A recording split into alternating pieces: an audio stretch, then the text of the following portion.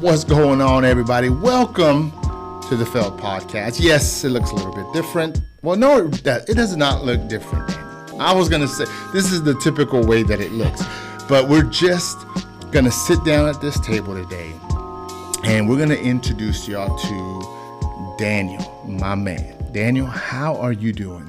I'm doing great. I'm honored to be here. Thank you for being here, man. This has started something fun and enjoyable and something that I can grow with. Yeah.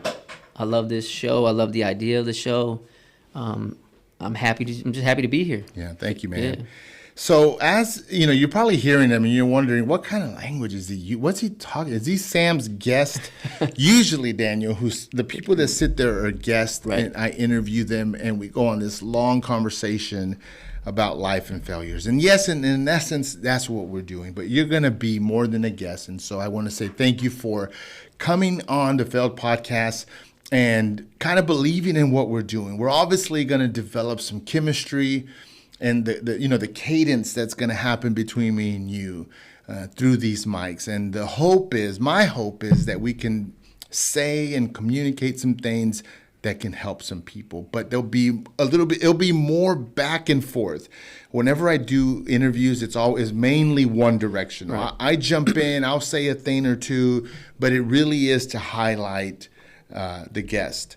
So take everything we've talked about up to now and tell me what your idea, and I know this is very fresh, but so I want to look back at this maybe 10 episodes, 5 episodes from now. What is a fresh thought that's on your forethought about what we're about to do? I think the thought is just the first thing that comes to mind is helping people. Yeah.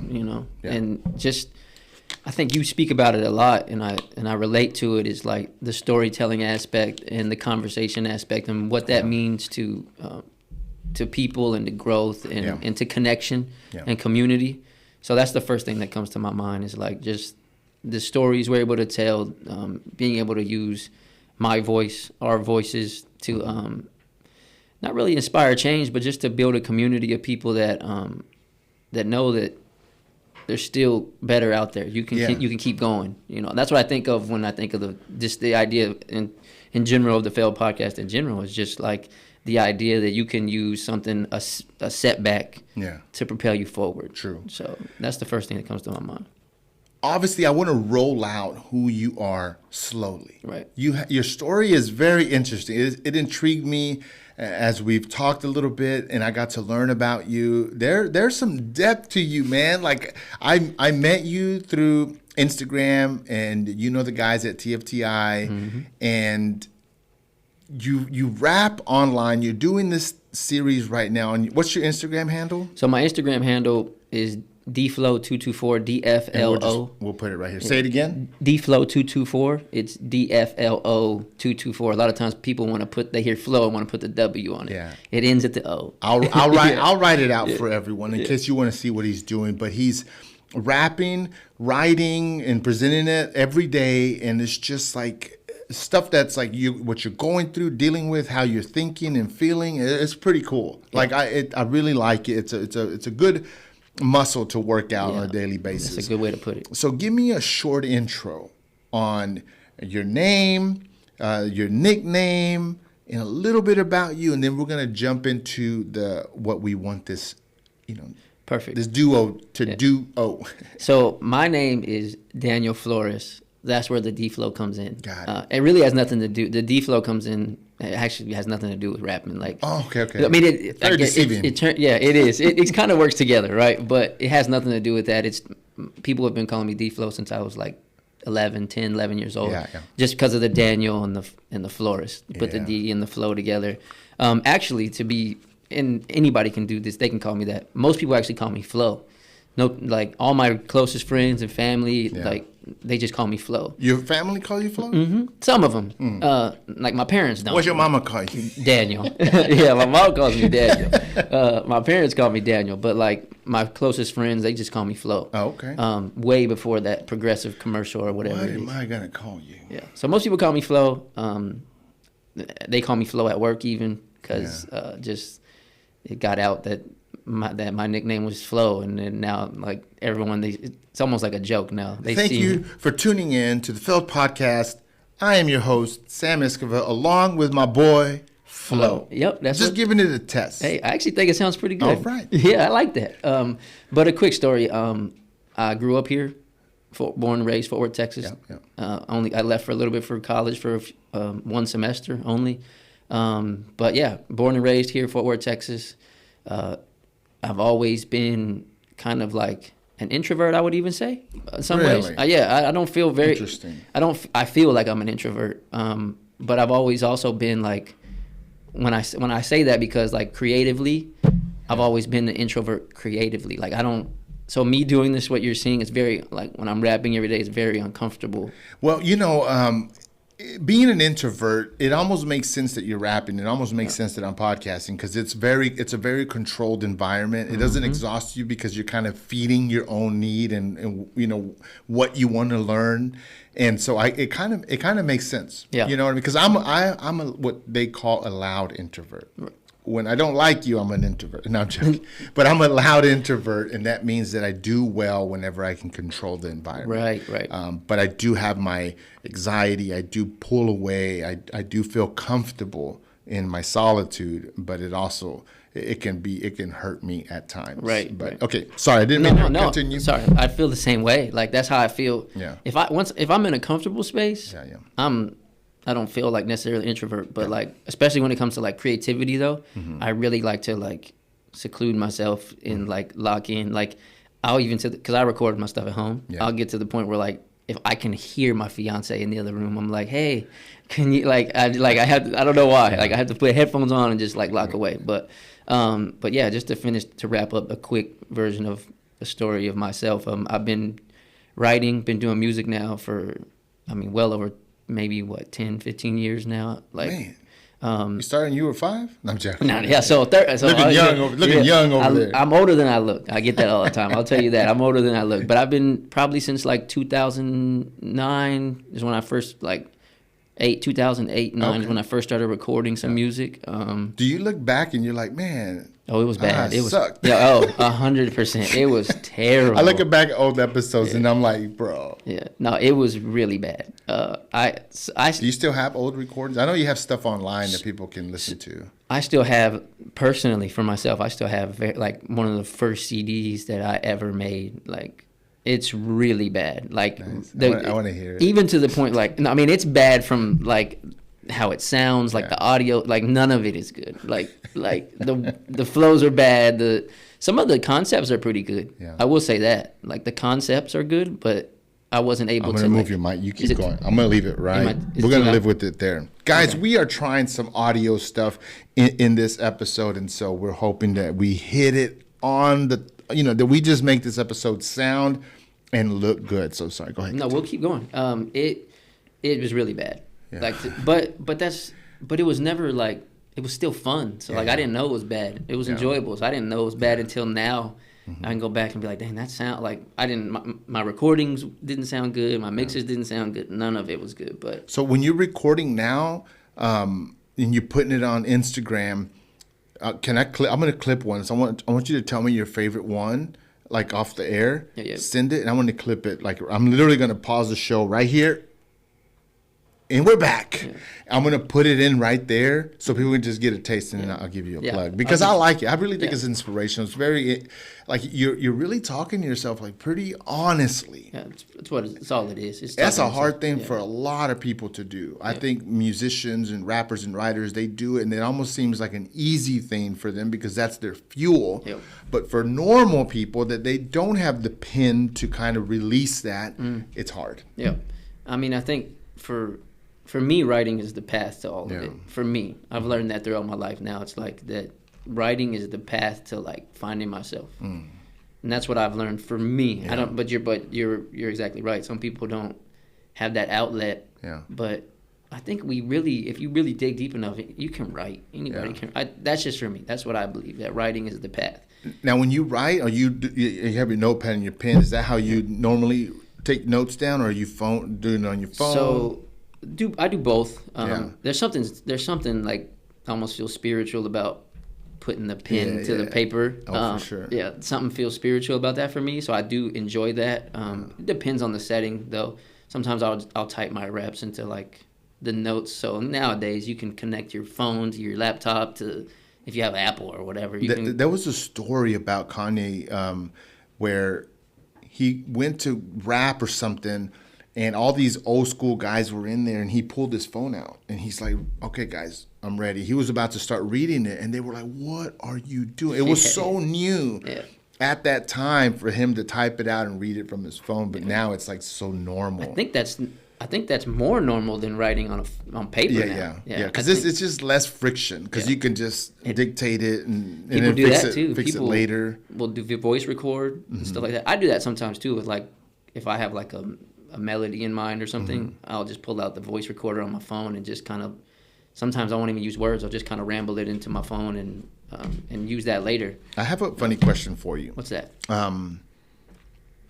A pen, when you write, what are some interesting insights when you think of the pen? And I have some. I'm going to share them with you after just to see where we're at, where we see eye to eye on a few things.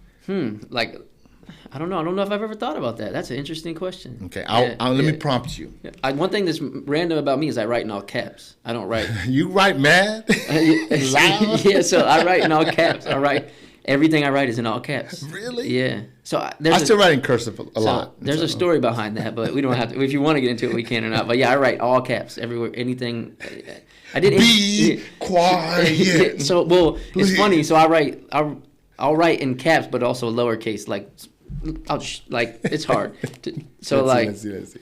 This is some of my old stuff, but like you probably can't even read that. I can read that gibberish. Yeah. No. Hey, everyone's language. Yeah. Your writing is your own language. And this is because I was writing fast. But I did some engineering work for a couple years, and when they write on their plans, they write in all caps. Oh, okay. And so I kind of got in the habit of writing. At least where I worked, everyone wrote in all caps. Yeah. And I got in the habit of writing in all caps. And so then it just kind of... When you text your mom, she's like, "Hey, calmate, calm down." Hey, so use some lowercase letters with me. Yeah. So everything that I write with hand is all caps. But for me, like gel pen, ballpoint pen, even the .07, like the size of it's so important to me. And so for me, I go through multiple pens every year as I get.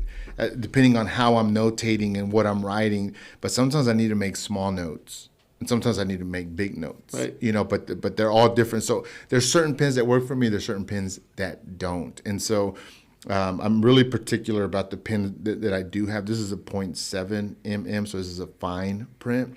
So this means I'm going to think really slowly and write very thoughtful.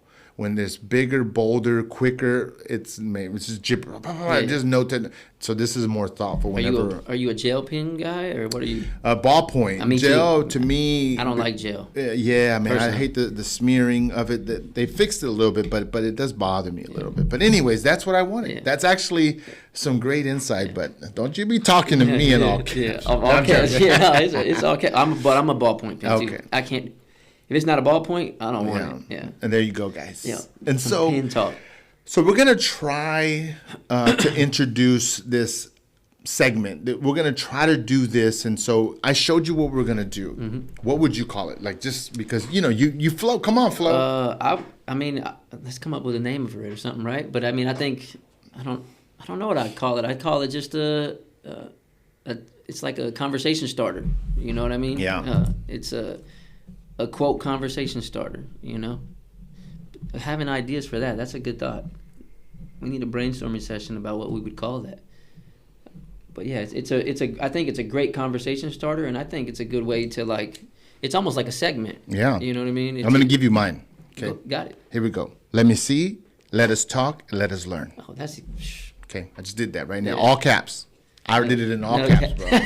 Just so you know. Yep. Okay, so we're going to present to y'all someone that I follow on Instagram is very inspirational, and he just writes quotes, and he just writes these thought-provoking things, And I'm about to show it to you here. We're going to read it. And then I just want to see how you feel, see what lessons come from it. And the reason I think that we're doing this exercise is that so when you're looking at something, you're reading something, you know how to insert yourself into it and how you can allow that to teach you today, right now. And so we're going to do that in discussion. And so here we go.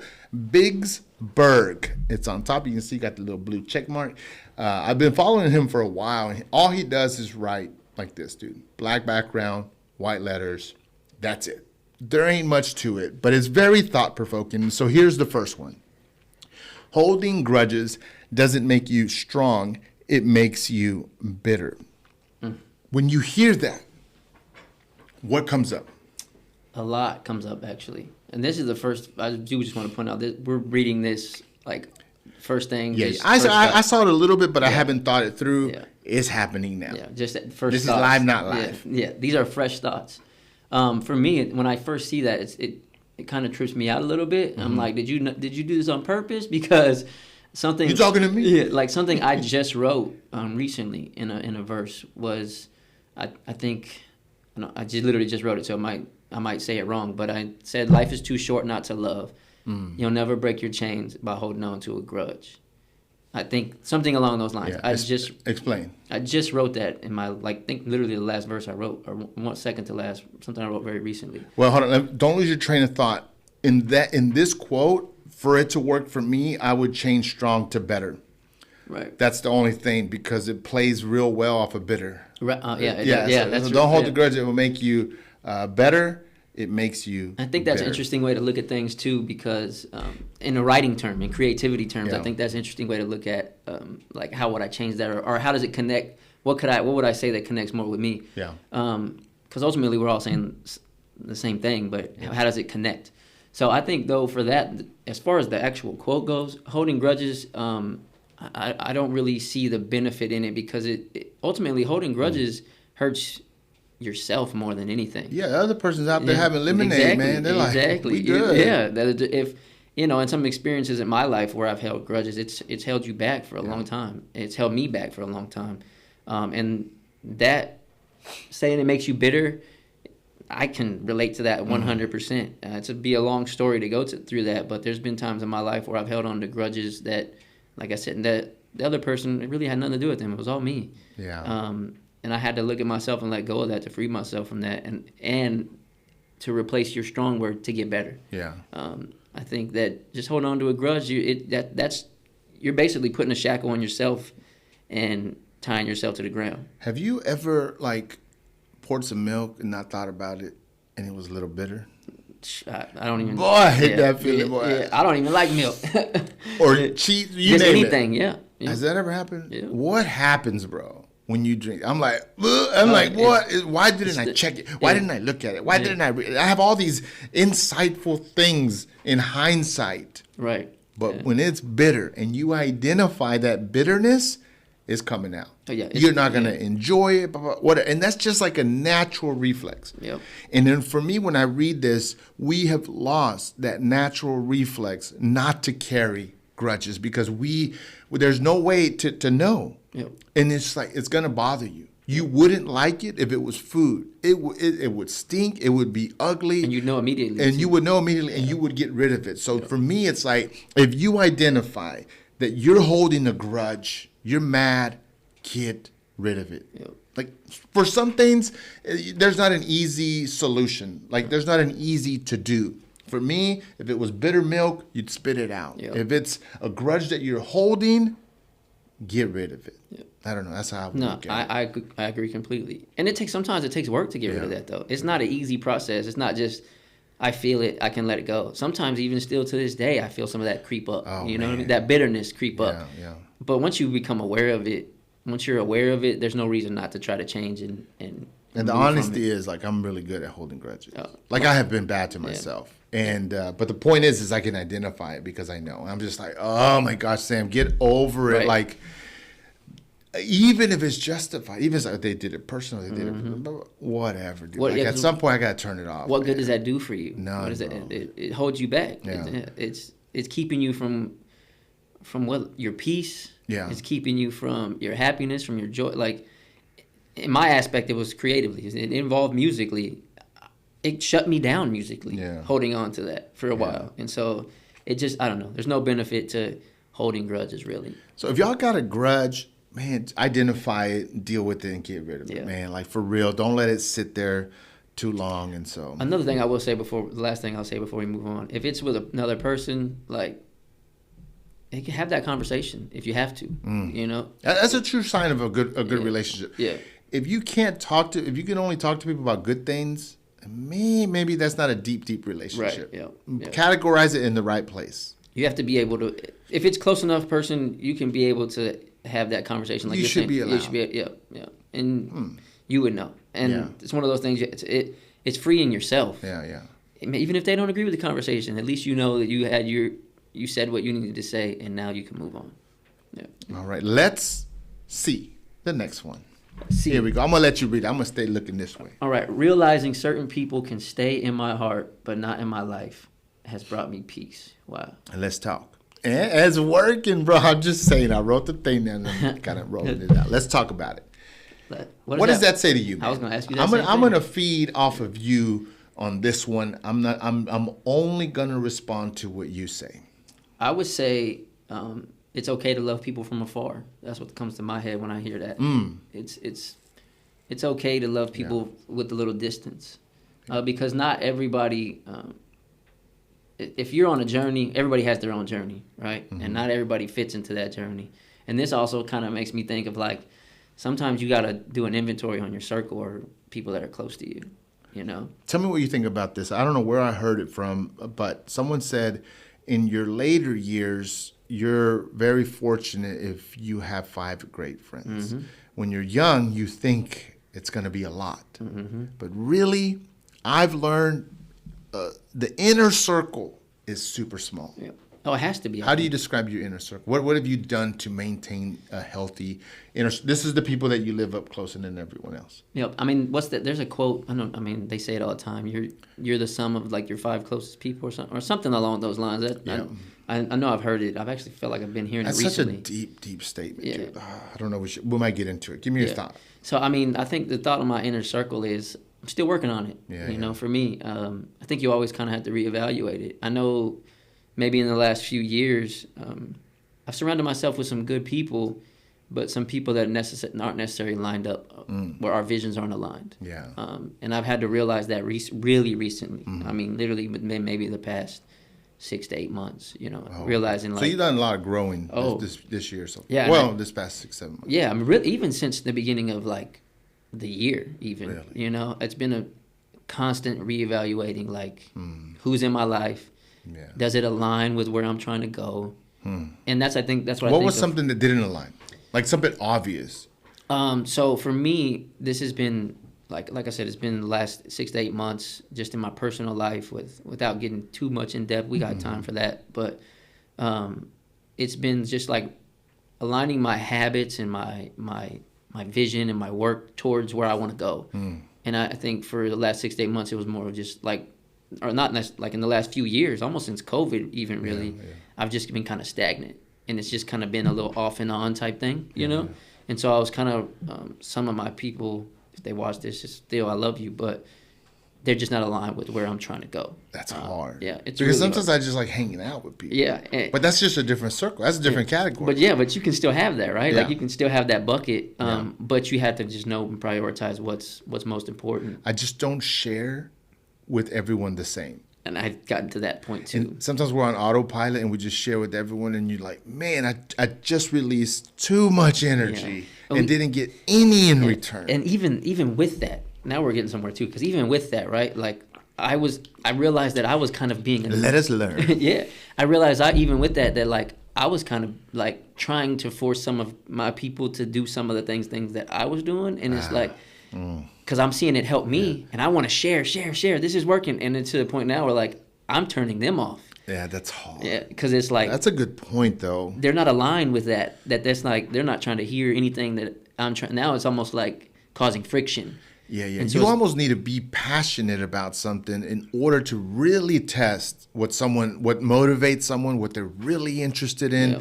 to see if they can go all in. Without that, you can kind of fake each other out Yeah. with some superficial stuff. Yeah. I've gotten to a point too now where I'm like stepping back and I'm like, man, just let your actions speak.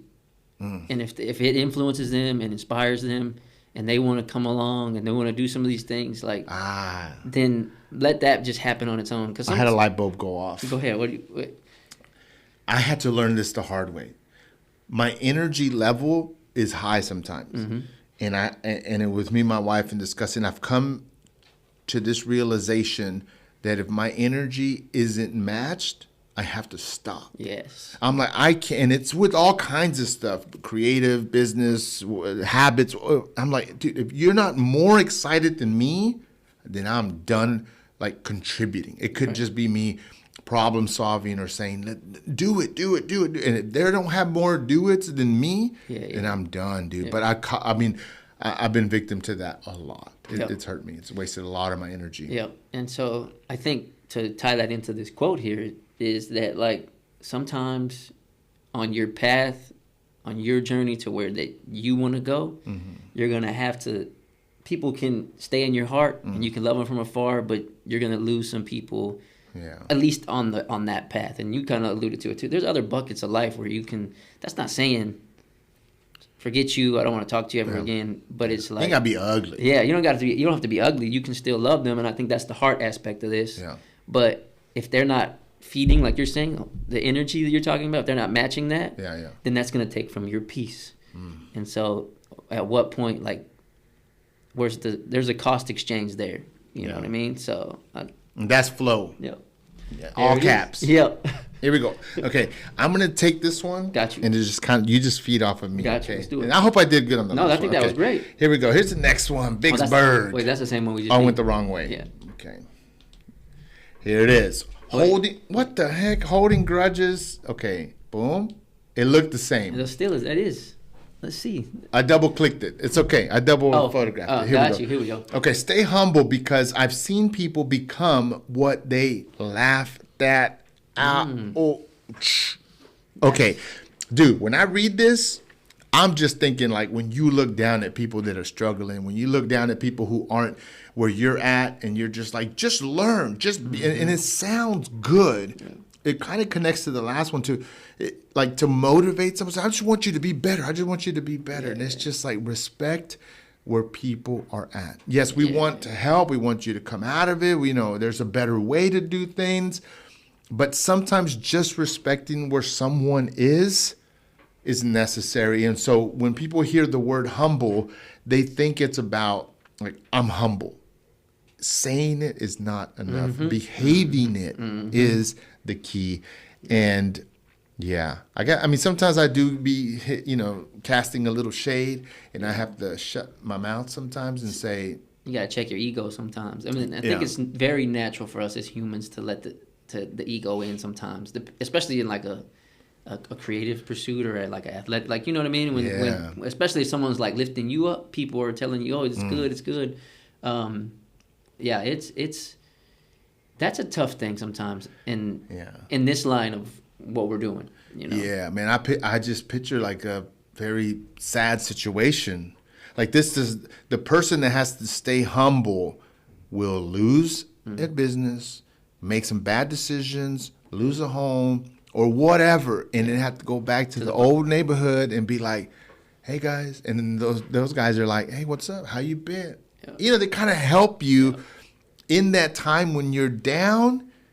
And I can just think of that dude sitting on top and thinking, man, they're all losers. They don't know what they're doing. Look, they've been doing the same thing forever. You know what? Like, I'm guilty. I'm guilty. You see what I'm saying? And then you go back, and in essence, everyone's place serves a purpose in people's lives. And you're like, man, you know what? Maybe I do go back to my mom's house to have home cooking because it does serve my life in a certain way. Even though if I prefer 3-star Michelin restaurants, whatever.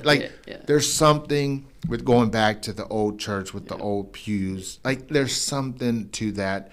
And it's easy to judge down. Oh, 100%. I think when I think of this, I think it also kind of is a reminder for me too, is like to enjoy where you are right now. Yeah. Every step of the way, enjoy it, because it could get better, or it could get worse too. Yeah. You know, and so for me, like when I think of this, it's I'm guilty of that. Like I you know, we're not getting into like my story. We'll get there at some point probably, but there was a time where I thought I made a name. You know, I was at a point in hip hop where I was like, I'm doing things that other people wish to be doing. Amazing. And I Tough thought lessons. and I thought I was gonna do that forever. You know, I thought I was gonna be on. That was gonna be my life forever. I was gonna live off music forever. I was on the road. I was doing shows. I was doing all kinds of things. And then within a year's time, I'm sitting back at an office desk. That's hard. Yeah, and so, but at that time, I can also admit that I wasn't honoring the gift like I should have been. God, nurturing it, taking care, make sure it lasted, sharing. Even with my own lifestyle, you know, with the decisions I was making in my life, with the choices I was making. We get spoiled fast. You know, I wasn't honoring the blessings that had been bestowed. Is it okay to think like, man, I deserve this, or what's the proper word I'm looking for? Like, whenever you go, man, I'm so blessed to have this, it changes your behavior as opposed to, no, the world owed me this. I think it's living in a state of gratitude Yeah. as much as possible, right? I mean, Right. that's what I think. If you can stay in gratitude, there's always something that you can, you know, I feel like there's always something you can brag about. There's always something you can, you know, and just remaining humble, or even just trying to stay in that. Because it's not always, we like to talk about ourselves, you know, as humans like to talk about themselves and their accomplishments and what they've done. And things so like instead of growth mindset, it's like, can you maintain? Yeah. Like sometimes maintaining is harder. Yeah, it is 100%. But can you stay present and just in the moment in each step? I think if you just stay grateful, for me, I would say so like last time you replaced strong, right? Yeah. I think I would replace humble with, for me, stay grateful. Stay grateful because I've seen people become what they lack.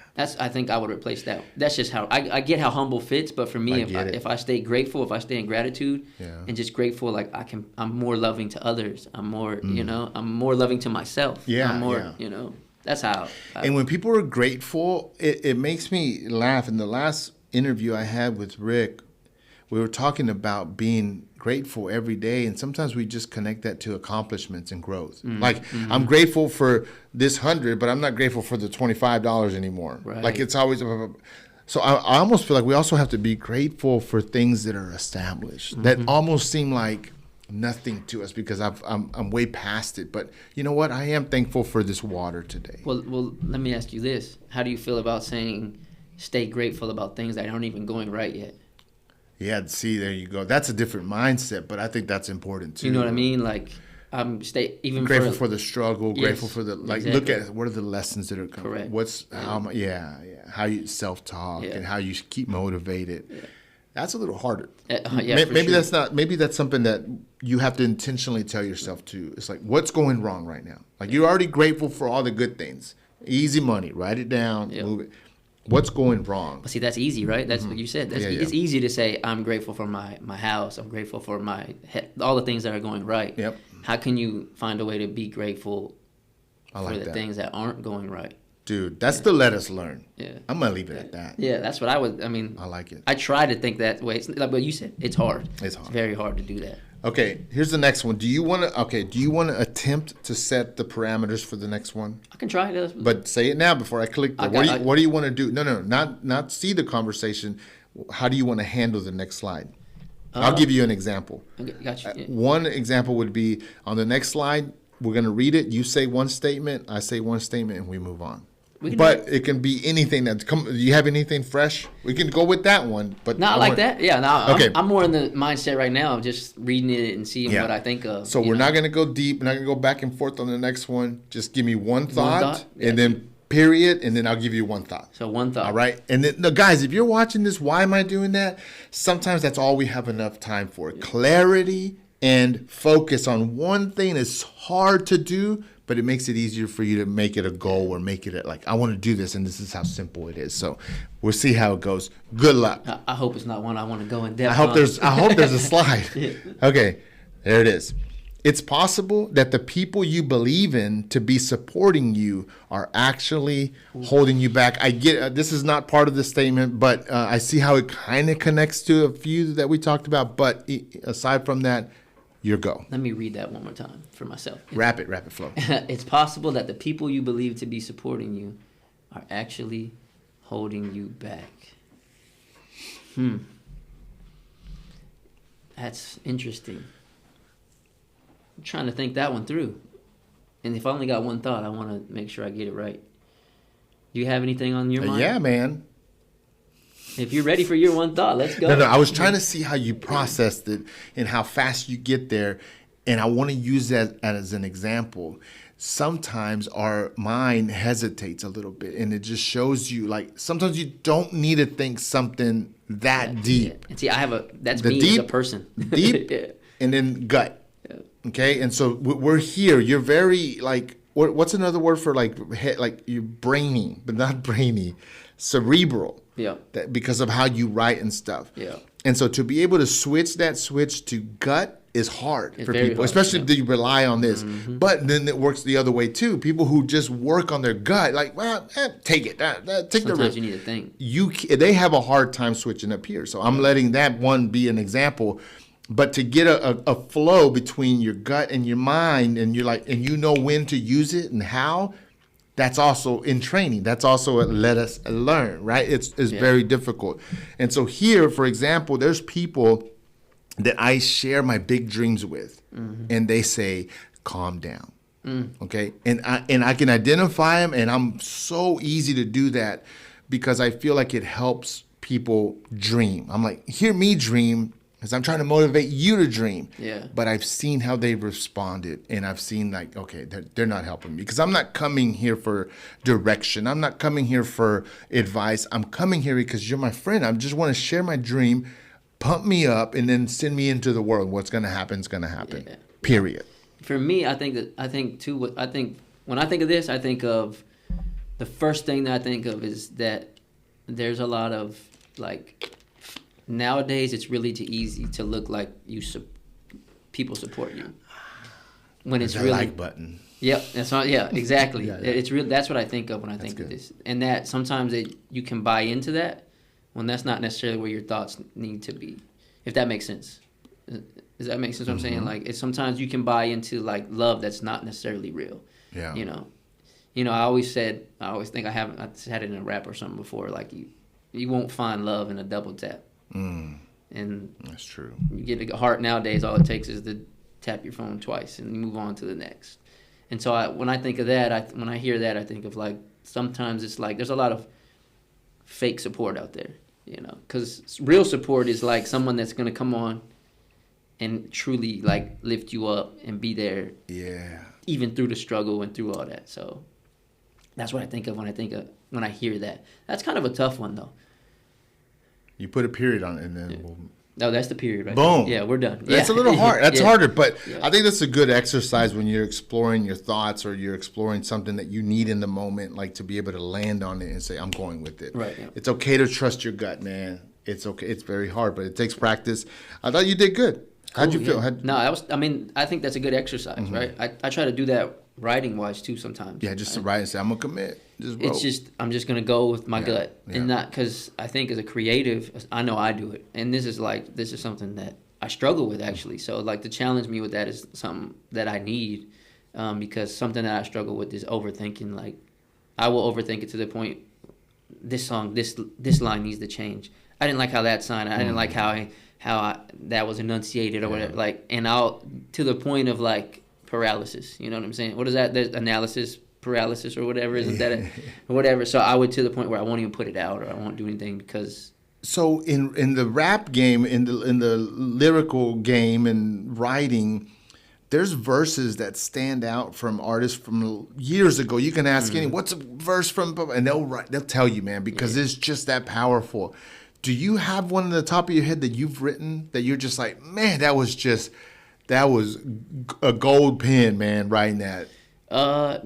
Not really. You know what I mean? Yeah, honestly, I don't, for me, no, I write so much now. Got it. And I've written so much that, like, I'm at the point now where I'm like, wait, I heard something the other day. My fiance was playing my music and I was like, wait, what I say? I said that boy good. Yeah, and I that was boy like, what did I me. say? And I was like, when is that from? And so I think for me, it's such a therapeutic process for me that it's always just like, what am I writing next? What am I going to next? You doing one tonight? Oh, yeah, of course. Okay. Yeah. Actually, today, my plan is, I don't want to talk specifics to that. I think there's one more. I'm not sure. If there is, set the parameters. For this one, let's do that same thing again. I want to challenge myself. I want to challenge myself. Watch there not be none. No. Because you said it. Yeah, I want to challenge myself. Okay, there we go. Okay, and you're going to go first this time, okay? Gotcha. So everyone sees what you appear to be. I can't see, the light is reflecting. Appear to be. Only a few will experience who you really are. My first short thought is we present different versions of ourselves depending on what depending on what room we're in. That's my... And we can expand on that if you'd like, but that's my quick thought. We present different versions of ourselves depending on what room we're in. Okay. That's great. Here's my thought is if you got people from different rooms together, will they see the person that you really are? I hate that I chose that. Period. For this one. Now, because I know he's like, no, I want to change it. No. Let's dig in a little bit because this is important. Yes, I agree. I mean, this makes me so mad. Like, there's people I don't take to certain circles because I know they're going to be fake, different, or what. I'm just like, just be you. Go ahead. Tell me, why were you biting your tongue? This hit me, reading this one, literally as you were reading it, hit me like in the chest. I had a conversation about this week with my fiance. And I had a kind of a visual in my head, and this was an internal conversation. It was like, who am I? Who am I? Yes, who am I? Who am I really? Yeah. Because I had this visual in my head of say we're in a room, this room, we can be in this room. And I walk in this room, and there's every different version of myself in this room. Oh, man. There's the work version. Man, those guys are cool. Yeah, there's the work version of myself. There's the father version of myself. Yeah. There's the artist version of myself. Now I get the differences between them, but I get what you're saying. We're gonna go a little deeper then. But which one am I? Who am I really? Underneath all that, who am I? Oh, I just knocked my headphones out. Look, but who am I really? Yeah. Who am I in that sense? Who am I really? Did you come up with an answer, or is that what you're looking for right now? I'm still looking for that. Yeah. I want to be able to present the same person. No matter what room I'm in, no matter what situation I'm in, I want to be able to be the same Daniel no matter what room I'm in. So for me, and this is more superficial, guys, so don't, like the way people dress. I have said this like truthfully and jokingly. It's like their costumes. And I know when the costumes are or when it's, like, I know sometimes you got to put on a suit. Sometimes you got to do certain things. But does that influence the person more? And for me, sometimes it does. But if you can be in all these artists, and all these costumes, and your character remains the same. There you go. That's when it counts. Yeah. But when your character seems to adjust based on I'm wearing these loafers today, I'm wearing a construction hat, and now I'm able to drink and party on this job site. I have to preach and pray on this, and then that's when your character is flip-floppity. That's when this happens. So how does everyone see you? Right. That's the main question. But you got to have conversations with people. Do people have that comfortability with you to tell you, man, I like how you are. Right. Not what you do for me, not the exchanges, not the business that we... No, I like how you are. I like it that you're understanding. I like that you're caring. That's whenever you start seeing who someone really is. The other way, man, to me, that's a tough statement. Yeah, I think a lot of times... There is a few people who really know who I am. Yeah. So half of it is hard because that means I'm going through life experiences with someone. Yeah, but I'm not going that deep. I'm just saying, man, can you go to one room and another room and they say that's still the same Sam? Yeah, right. I hope that's true for me. There's so many ways you can take this quote, but I think that's what I think of for me. And I think that, I think a lot of times for me, it's like a title thing, right? Mm-hmm. Like, oh, I'm a program director here. Yeah. I'm a father, like, I'm still just a person, a human being, and that I should be able to take that same Daniel into any room and be the same. And it's a character thing, I think, is what you're saying. You know, And I think, you know, I want to be comfortable in any room with just myself. Yeah. You know, it's like one funny thing too is like there's certain people who like they consider themselves influencers or some, you know, whatever online. Yeah. and I know them, and you see them online, and then you see them in person, and the contrast is so different. Yes. I find it hard to bring myself to interact with them in real life. Yes. Because I'm holding them to this. And usually influencers don't have to struggle with that because everyone is just, it's just like, it's not real people per se. It's just online. But boy, when that doesn't match for me with my friends, I'm hard on them. I'm like, I don't know, man. That's kind of like you're lying, but you're you're disguising it with saying I'm an influencer. But for me, you're not being honest. But right, I should be able to. First of all, I completely agree with you, and I feel like people should be able to like just being you. It has influence. You don't have to. And I know it's kind of like I like that. Be you. Yeah, we've gotten to a point now though where it's like you have an online persona, and then like oh no, that's just my content. Yeah. For me, it's impossible to separate the two. So that's hope, right? And this new thing with the Failed podcast, I hope that that's what we do. Right. You know, yeah. I hope that you see me the same way that I am online. Like my online presence matches the way I am in human interaction. But that's something that I want to accomplish as far as me and you go. Like, you know, they're like, Flo, who? He different in real life. Now I want you to be, to me, you got the same vibes and keep it up. It's not easy. People give in. People give in because they love the likes and influence. And that justifies being fake and lying. Yeah. And so take it how you want. You want to talk about? I mean, that's hip hop in a nutshell. Oh, get out of here! That's another day. Yeah, that's another hour conversation. But that's the world in some ways that we live in. It's okay to lie in some ways, you know. And I can't live in that world, like in that space. It really bothers me. I'll say this, and I'll let you have the last word. But if right now, you know, with the whole hip hop battle that's going on, J. Cole comes out and he apologizes, and in essence, and I respect them as mental health stuff, and he's just trying to be a good person. I get it. Okay, so aside from that, don't judge me too hard. A lot of people are gonna call his bluff, and they're like, "What about all the stuff that you said?" That's hard. Yeah, J. Cole is probably my favorite hip hop artist. Like, dude, I don't even know how you took it, man. Well, I mean, he short and sweet. It's hard because you see? That's what I'm saying. It's hard to make it short and sweet because on one hand, you're right. At its core, the human aspect of it, you're like, I respect it, I get it. But then you listen. I can't listen to his music the same anymore. Yeah, there you go. Well, it's a game. Yeah. If hip hop's a game, and you're just trying to crack the code, he didn't play. He didn't do the right. You know. Because now you're saying everything. Every time you say, "I want to be the best," it's like, well, you had your chance to prove it, done, and you backed out of it. So that's the hard part for me. I'm still gonna listen to him because I relate to when he's on a deeper message.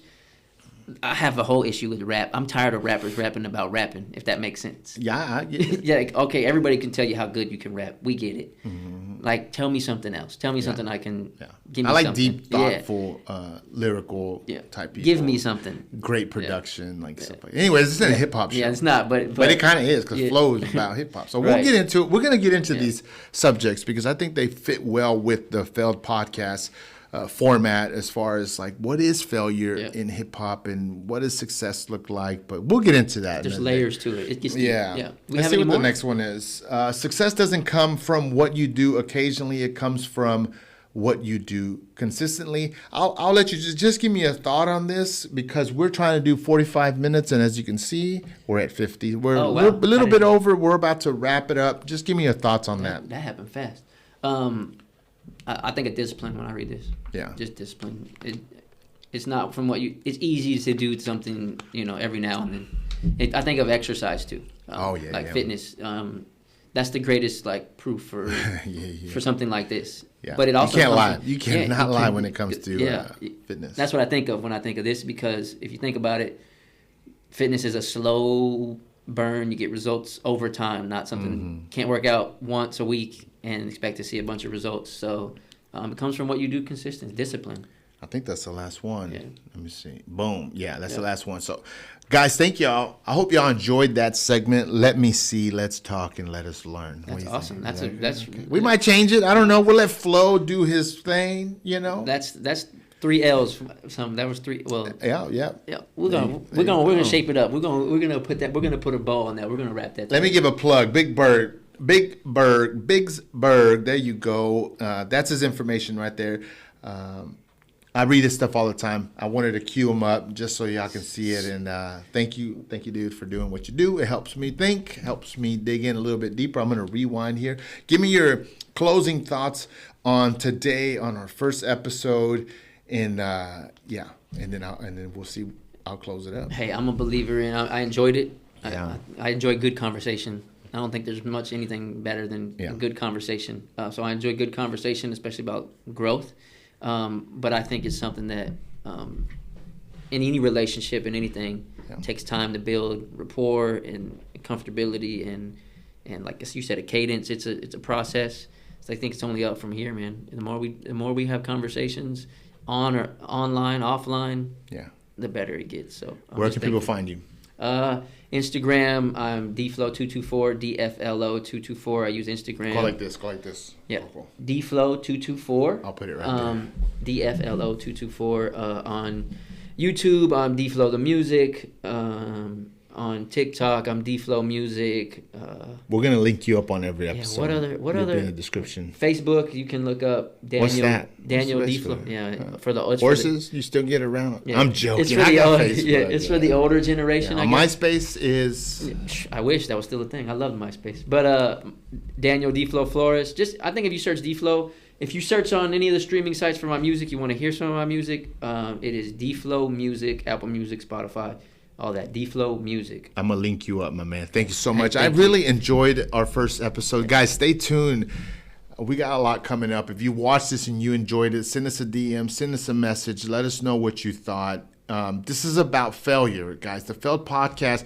What have we learned? And obviously, we're taking our lives and the setbacks, challenges, and failures that we had. Daniel has a lot to share about his life journey, and he's got a lot of wisdom, and it's all going to be rolled out in these conversations. And so I hope that you enjoyed today's episode, and we'll finish with that. Do you have a way to say bye? I'm just curious. Not really.